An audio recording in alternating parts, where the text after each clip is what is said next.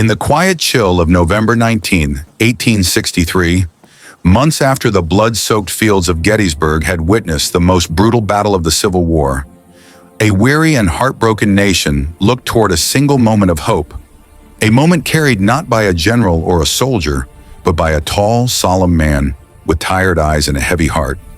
President Abraham Lincoln, who traveled to the scarred battlefield to deliver a dedication speech that would not only honor the fallen, but redefine the very meaning of America. And as Lincoln's small train approached Gettysburg, he stared out the window at the cold landscape, seeing fields still marked with trenches, broken fences, and grave mounds that stretched farther than the eye could see, each one holding a story of sacrifice, courage, and unimaginable loss. By the time he arrived, thousands had gathered, civilians and soldiers alike, standing quietly in the sharp November air, waiting to hear words that might bring healing to a wounded land.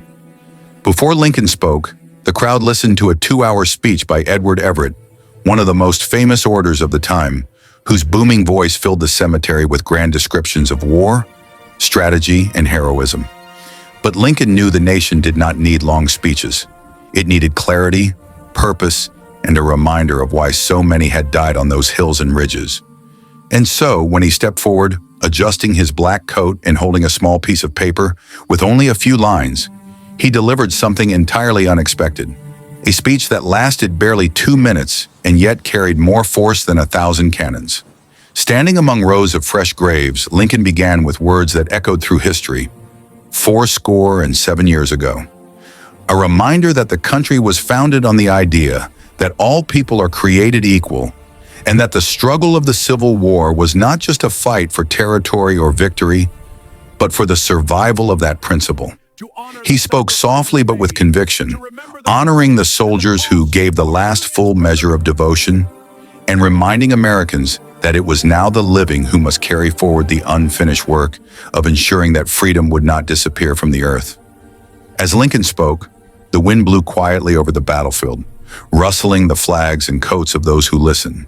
And though the speech was short, each word was filled with a depth of emotion that people felt in their hearts. Words about sacrifice, unity, and the hope that this nation, torn by conflict, could still be healed if its people believed in the ideals it was built upon. Behind Lincoln stood generals who had witnessed the horrors of battle, mothers who had lost sons, and soldiers with bandaged wounds who had returned to honor their fallen comrades. Many in the crowd understood that Lincoln was not just dedicating a cemetery, he was redefining the purpose of the war itself, turning it from a struggle of armies into a fight for the soul of America. After he finished, the applause was modest, and some newspapers would even mock the speech the next day, claiming it was too short to be meaningful. But history would soon prove them wrong. Lincoln's words would become one of the most famous speeches in the world, memorized by children, studied by scholars, and recited by leaders across generations. The Gettysburg Address became a promise that America would rebuild not just its cities, but its ideals, its unity, and its belief in freedom for all people.